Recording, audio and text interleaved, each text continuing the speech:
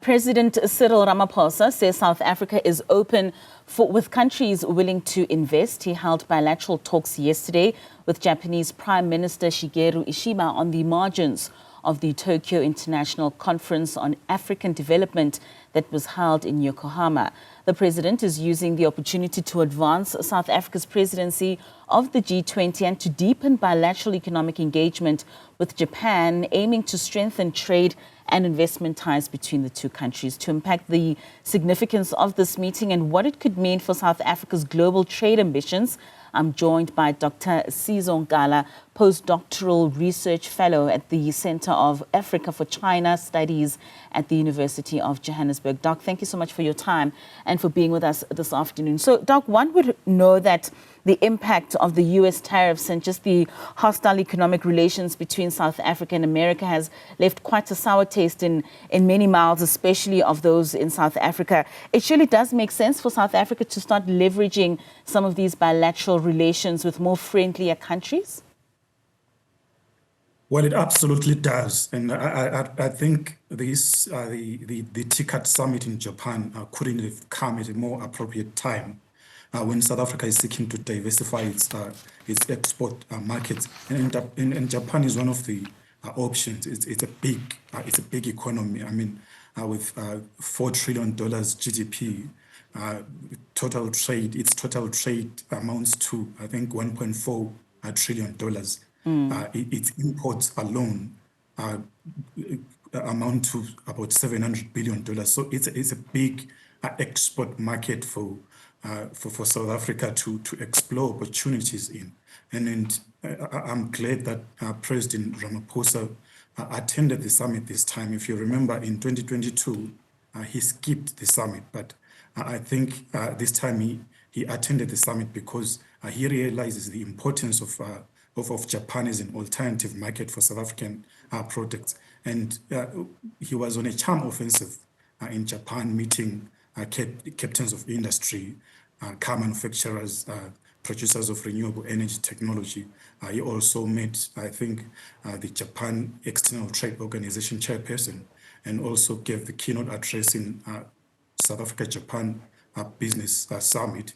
So it shows that the president, I think, appreciates the importance of this moment and the need for South Africa to take these opportunities. And like you mentioned, it couldn't have come at more an opportune time. But I think also in his address, the president spoke on particularly having countries like Japan taking a shift from aid-based engagements to rather investing in more investment-focused collaboration in Africa. Do you think that we could see such a shift and more engagement on that front? Well, we will have to see how they implement the resolutions they made today with the in the Yokohama Declaration. The problem is that these resolutions or promises of investment have been made in the past, but we haven't seen any significant improvement in terms of maybe investment or trade, a partnership between Japan and Africa in general.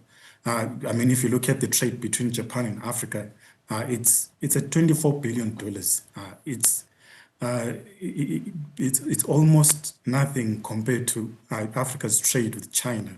I mean, in terms of investment, Japan invests, I think, about $10 billion in Africa. It's one of Africa's significant investors, but I think more can be done. There's more potential that remains untapped between Japan and Africa. The president painted quite a bright outlook for South Africa when he was engaging with the Japanese, and he was speaking about a stabilized energy supply, having modernized our infrastructure. We're now opening our ports and rail to private sector investment. Is this the picture that foreign investment has of South Africa? Well, it's good that these things are coming from the president himself. So I mean, investors will take his word. I think it's also good that South Africa is re-establishing trade and investment offices in its embassies across the world. in attempts to activate its trade diversification strategy. So this will provide more information for investors, including those from Japan, willing to invest in South Africa, because sometimes investors do not invest in countries because of maybe lack of information, because of disinformation. But if it's coming straight from the government, I think it comes with credibility. And just speaking of that credibility, I think one other thing that really stood firm in the president's address and in his speech was the African Continental Free Trade Area. And he was saying that central to that economic vision, South Africa is positioning itself as a gateway for Japanese as well as global firms to access the growing African market. One would view that as a very strategic way of positioning yourself as a country. Well, South Africa is, I think, strategically positioned, and Japan realizes this. South Africa, I think half of Japan's trade with Africa is with South Africa at $11.5 billion. Half of about 560 companies Japan has in Africa are located in South Africa. So I think they do realize, I think, the geostrategic value that South Africa has in terms of its location and also its fairly robust infrastructure. So I think South Africa stands in a good position to attract investment and more trade from Japan.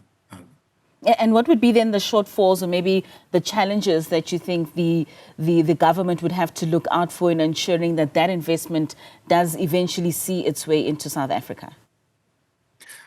Well, I think there has to be more networks between business, South African businesses and Japanese businesses.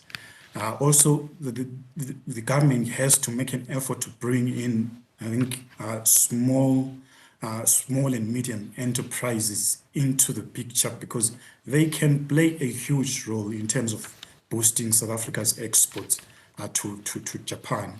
And also create platforms, e-commerce platforms, where suppliers and buyers can converge, get information, and close trade deals with each other.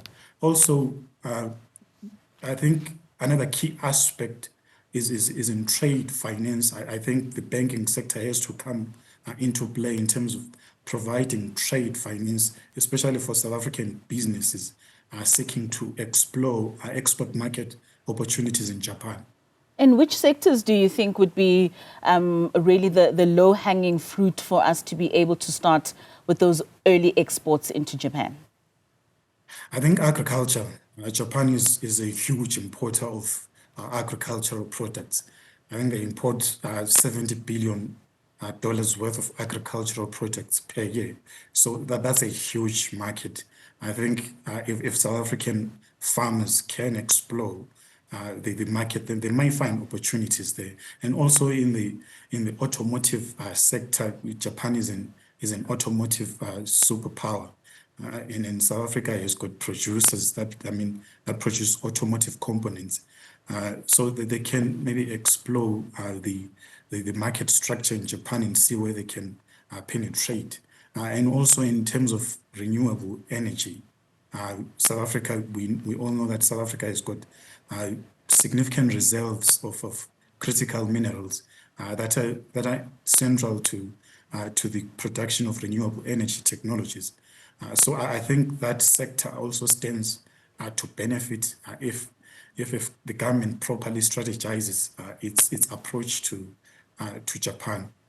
Well, certainly those tariff increases by the US has really opened up for more countries to be looking at better bilateral trade amongst themselves. Dr. Sizo Nkala, thank you so much for your time and for joining us today. That is the postdoctoral research fellow at the Center for Africa-China Studies at the University of Johannesburg, Dr. Nkala.